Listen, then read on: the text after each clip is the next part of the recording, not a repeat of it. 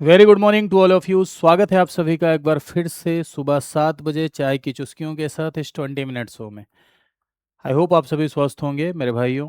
ये होली का सप्ताह चल रहा है, आप सभी को होली की ढेर सारी शुभकामनाएं, है ना। अब आप लोग कह रहे होंगे सर आप रोज़ सुबह शुभकामना दे रहे हैं, होली के दिन से, होली के एक दिन पहले से।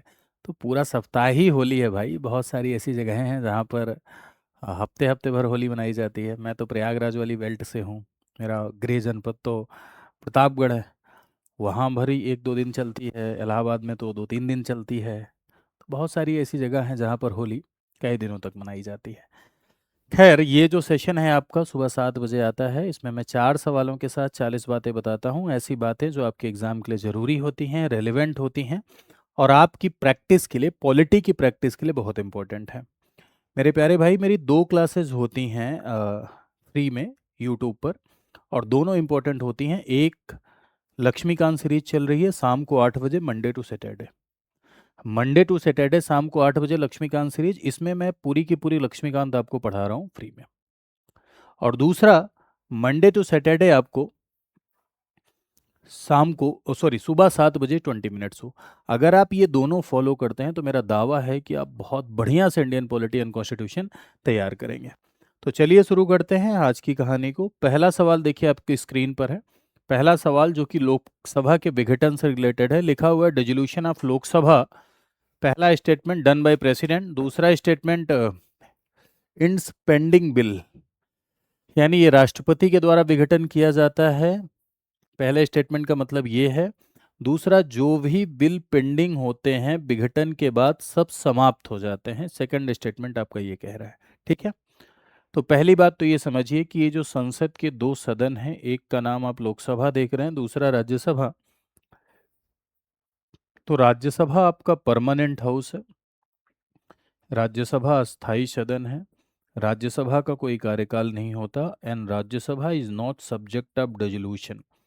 Rajya Sabha is not subject of dissolution, यानी राज्यसभा का विघटन नहीं होता। राज्यसभा डिसॉल्व नहीं होती है, राज्यसभा का विघटन नहीं होता है। ठीक है।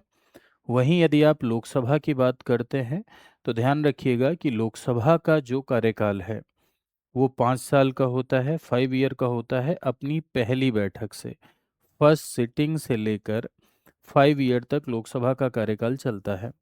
और इस 5 साल के दौरान क्या लोकसभा भंग हो सकती है, ऐसी कोई स्थिति है? जी हाँ। पहली बात तो 5 साल पूरा होता है तब भंग होती है। 5 साल के दौरान यदि काउंसिल ऑफ मिनिस्टर राष्ट्रपति को सलाह दे कि लोकसभा भंग कर दीजिए, अपने को मिड टर्म इलेक्शन कराना है, मध्यावधि चुनाव कराना है, मिड टर्म इलेक्शन कराना है, तब लोकसभा भंग हो सकती है। और अगला है आपका कि यदि मेजॉरिटी लैप्स की स्थिति हो जाए, मेजॉरिटी लैप्स की स्थिति हो जाए, यानी बहुमत चला जाए सरकार का और कोई भी दूसरी पार्टी बहुमत ना दिखा सके, तो ऐसे में लोकसभा भंग की जाएगी। लोकसभा का जो विघटन होता है वो राष्ट्रपति के द्वारा होता है। सवाल ये है कि लोकसभा जब डिसॉल्व होती है तो लोकसभा में चल रहे विधेयक, प्रस्ताव, नोटिस आदि बचते हैं या समाप्त हो जाते हैं?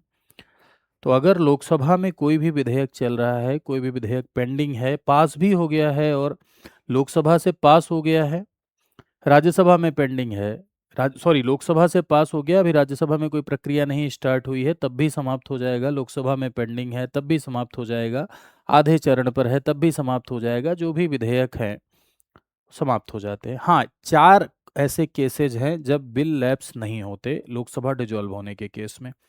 4 ऐसी स्थितियां हैं, उनको आपको समझना है कि 4 ऐसी कौन सी स्थितियां हैं जब विधेयक समाप्त नहीं होते। तो वो 4 स्थितियां आपको समझना बहुत जरूरी है।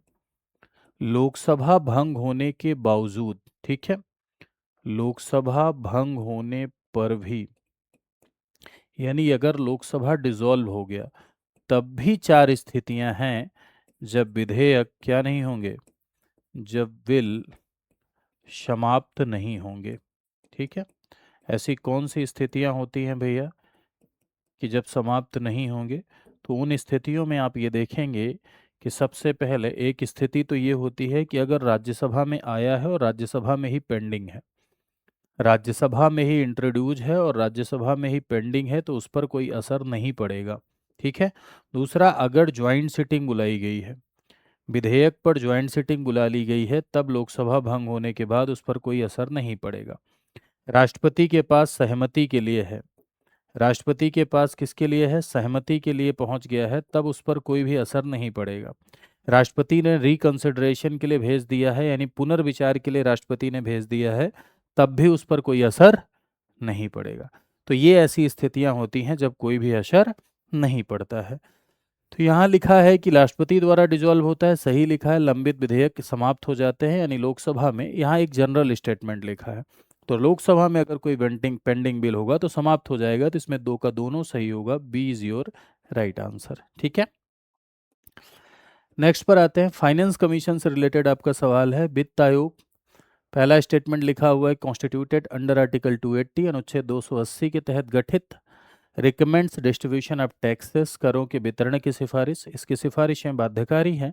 It's recommendation are binding to state. ये तीसरा स्टेटमेंट ध्यान से पढ़ना क्योंकि यहाँ ट्रैप होने की पॉसिबिलिटी नजर आ रही है। ठीक है, तो चलिए थोड़ा सा हम लोग देख लेते हैं फाइनेंस कमीशन के बारे में।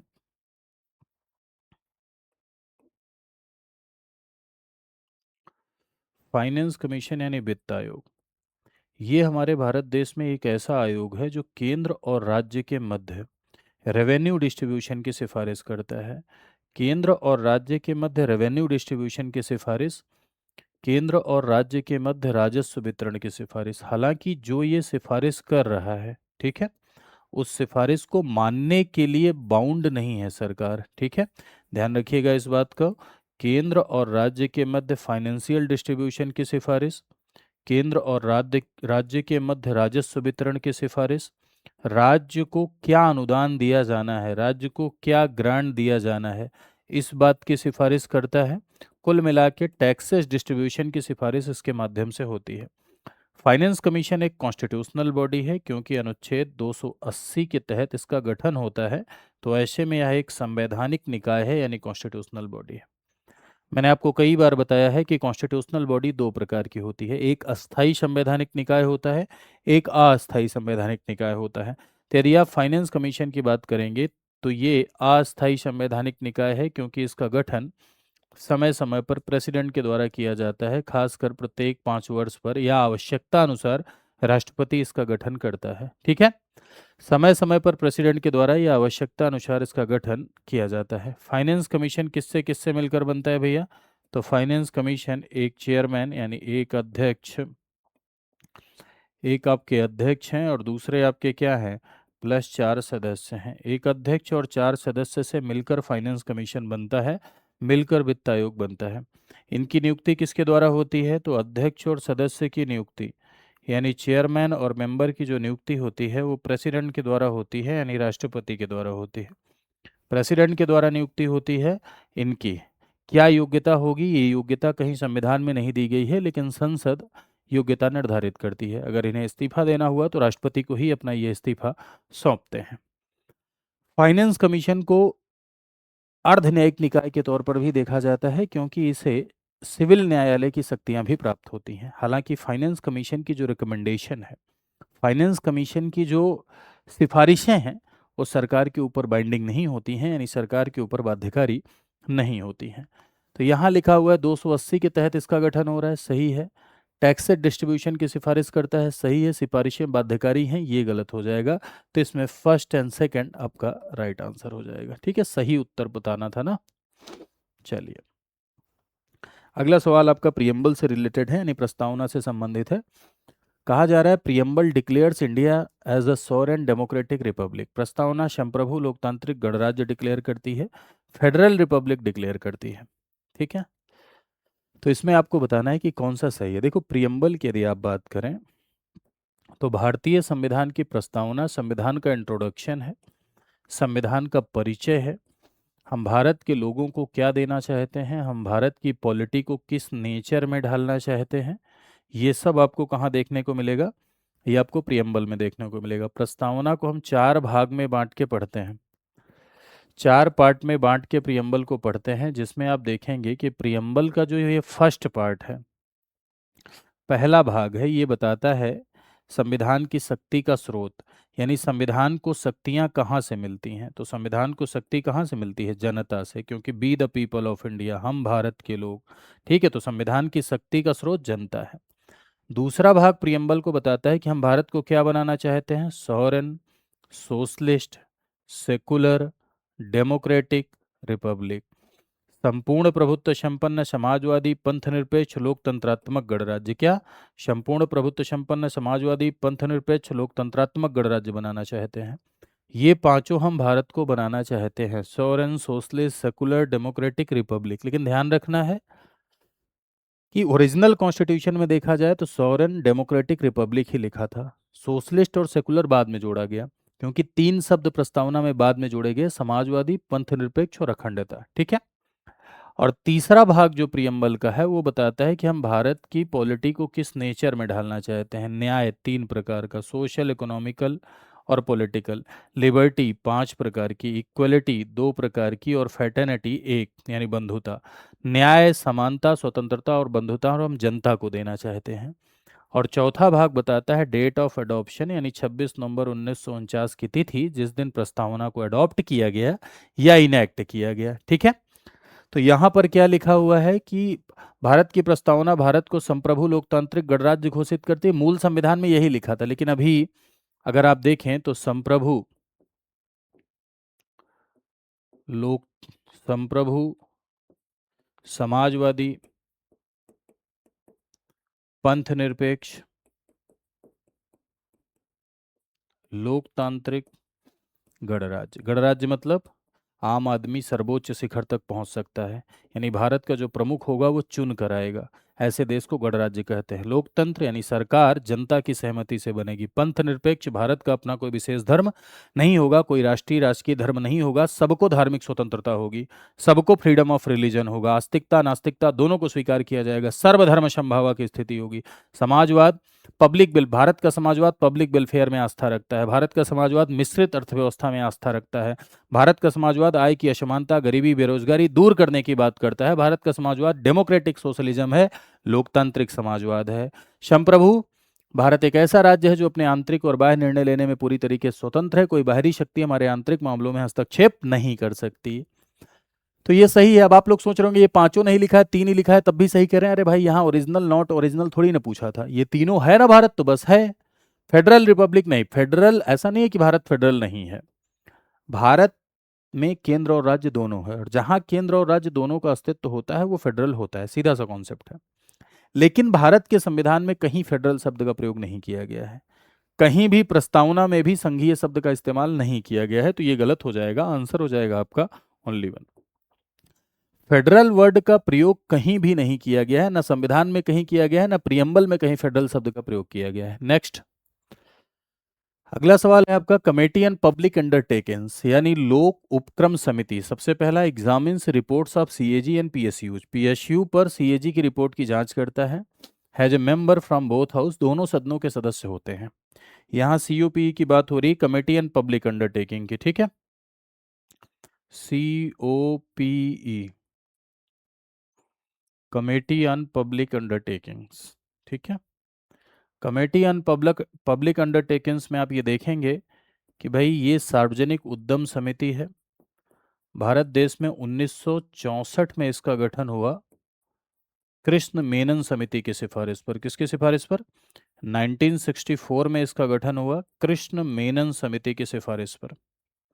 ये एक ऐसी समिति है कि सीएजी की जो रिपोर्ट है पीएसयू से रिलेटेड, यानी पब्लिक सेक्टर यूनिट से रिलेटेड जो सीएजी की रिपोर्ट है, उस रिपोर्ट को एग्जामिन करने का काम ये करती है। सीएजी पब्लिक सेक्टर यूनिट को ऑडिट किया, ऑडिट करके रिपोर्ट राष्ट्रपति को दिया, राष्ट्रपति ने उस रिपोर्ट को संसद के पटल पर रखा, तो उस रिपोर्ट को ऑडिट करने का काम सार्वजनिक उद्यम समिति करती है।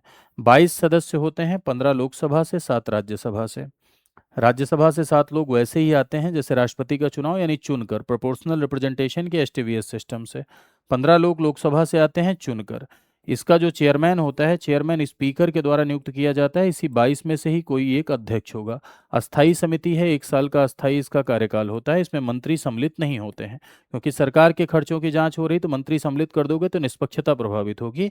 मंत्री इसमें सम्मिलित नहीं होते हैं। क्लियर है? तो ये है कमेटी ऑन पब्लिक एंटरप्राइज, सार्वजनिक उद्यम समिति, या कमेटी ऑन पब्लिक अंडरटेकिंग भी इसे कहते हैं। ध्यान रखिएगा इस बात को, ठीक है। सवाल पर आते हैं। Committee on public undertakings examines reports of CAG on PSU, यानी पीएसयू पर जो सीएजी की रिपोर्ट होती है उसको एग्जामिन करती है। सही लिखा है। As member of both house, दोनों सदनों के सदस्य हैं। जी हाँ, लोकसभा में 15 सदस्य होते हैं और राज्यसभा में 7 सदस्य होते हैं, तो दोनों सदनों के सदस्य हैं, तो फर्स्ट एंड सेकंड दोनों क्या हो जाएगा आपका, सही हो जाएगा। तो आई होप आपने इस सेशन को एंजॉय किया होगा। मेरे भाई, यदि आप मुझसे डायरेक्टली जुड़ना चाहते हैं, किसी भी प्रकार का सवाल करना चाहते हैं, तो ये टेलीग्राम ग्रुप है मेरा, इसमें जुड़ जाइए। जो भी क्लासेस के लिंक वगैरह होते हैं यहाँ पर आपको मिलते रहते हैं, फर्दर अपडेट्स यहाँ यहाँ पर आपको मिलती रहती है। ये अपना सोशल मीडिया प्लेटफॉर्म है, यहाँ पर भी आप जुड़ सकते हैं। आजकल तो सोशल मीडिया का ज़माना है।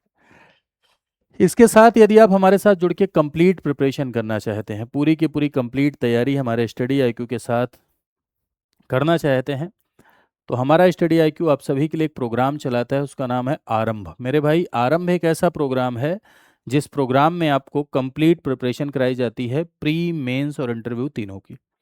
इंटरव्यू गाइडेंस प्रोग्राम पूरी तरीके से आपको फ्री दिया जाता है, प्लस प्री और मेंस के लिए आपको 1100 प्लस घंटे की लाइव क्लासेस दी जाती हैं। ठीक है। ये एक ऐसा प्रोग्राम है जो आपके भीतर एकदम होलिस्टिक मल्टी डायमेंशनल अप्रोच के लिए हमारे स्टडी आईक्यू परिवार के द्वारा डेवलप किया गया है। और इस समय होली सप्ताह चल रहा है। इस होली सप्ताह में आपके लिए ऑफर चल रहा है भाई कि 55% का फ्लैट डिस्काउंट। अगर आप किसी भी ऑनलाइन कोर्स में एनरोल करते हैं तो आप ये देखेंगे कि आपको 55% का फ्लैट डिस्काउंट मिल रहा है। ये जो फाउंडेशन बैच है, इसमें दो तरह के बैचेज होते हैं। ठीक है, एक होता है गोल्ड, एक होता है प्लेटिनम। दोनों पे आपको डिस्काउंट मिल रहा है, लेकिन डिस्काउंट के लिए आपको एक कोड लगाना पड़ेगा, VL live. VL live code अगर आप लगाते हैं तो आपको मैक्सिमम डिस्काउंट मिलेगा। हर फैकल्टी का अपना अपना कोड होता है भाई। मेरा VL लाइव है, आप लेकिन फैकल्टी कोड ही लगाएं। ठीक। अब ये फाउंडेशन में दो तरह के बैचेज, गोल्ड और प्लेटिनम, ये क्या है? तो गोल्ड एक ऐसा बैच है जिसमें सिर्फ आपको सिलेबस पढ़ने को मिलता है। प्लेटिनम में सिलेबस तो मिलेगा ही मिलेगा 1100 प्लस घंटे का, साथ ही साथ 5 कोर्स एक्स्ट्रा मिलते हैं, एक फाउंडेशन, एक प्री, एक आंसर राइटिंग, एक एनसीईआरटी, एक MCQ। तो ये लाभ है किसका? प्लेटिनम का। ध्यान दीजिएगा जरा सा कि कैसे आप इसमें एनरोल कर सकते हैं। तो गूगल पर जाइए और वहाँ लिखिए स्टडी आईक्यू। ठीक है, गूगल पर जाइए और यहाँ लिखिए स्टडी आईक्यू, और स्टडी आईक्यू लिखिए, पॉपुलर ऑनलाइन कोर्स में जाइए, स्टेट PCS उत्तर प्रदेश पे क्लिक करिए और यहाँ आरंभ 21 पे क्लिक करिए। बैचेज के बारे में पूरी की पूरी जानकारी लीजिए यहाँ जाकर, और फिर उसके बाद बाई नाउ पे जाइए, अपना मोबाइल नंबर OTP इंटर करिए और यहाँ कोड लगाने का ऑप्शन आता है। यहाँ होली कोड हटाइए और यहाँ लगाइए VL लाइव, क्योंकि सबसे ज़्यादा डिस्काउंट इसमें आपको मिल जाएगा। ठीक है, ये कोड लगाइए और उसके बाद ये देखिए, डिस्काउंट के बाद ये प्राइस है। इसमें एनरोल करके अपनी तैयारी को आगे बढ़ाइए। एक नंबर मैं आपको बताता हूँ कि ज़्यादा जानकारी के लिए इस नंबर पे आप बेहिचक कॉल करिए। ठीक है, मेरा नाम विपुल त्रिपाठी है। नाम बताइए, पूरी की पूरी कंप्लीट काउंसलिंग लीजिए, फ्री में लीजिए भाई, कोई पैसा नहीं लगता है आपको। 9289996923, 9289996923, ये नंबर है। इस नंबर पर अगर आप क्या करते हैं, कॉल करेंगे तो आपको पूरी की पूरी कंप्लीट जानकारी मिलेगी। ठीक है, तो आज के लिए इतना ही। Thank you so much to all of you. खूब खुश रहिए, स्वस्थ रहिए। ज़रूर बताइए कमेंट सेक्शन में कि आपको ये सेशन कैसा लगा। मिलते हैं अगले सेशन में। नमस्कार।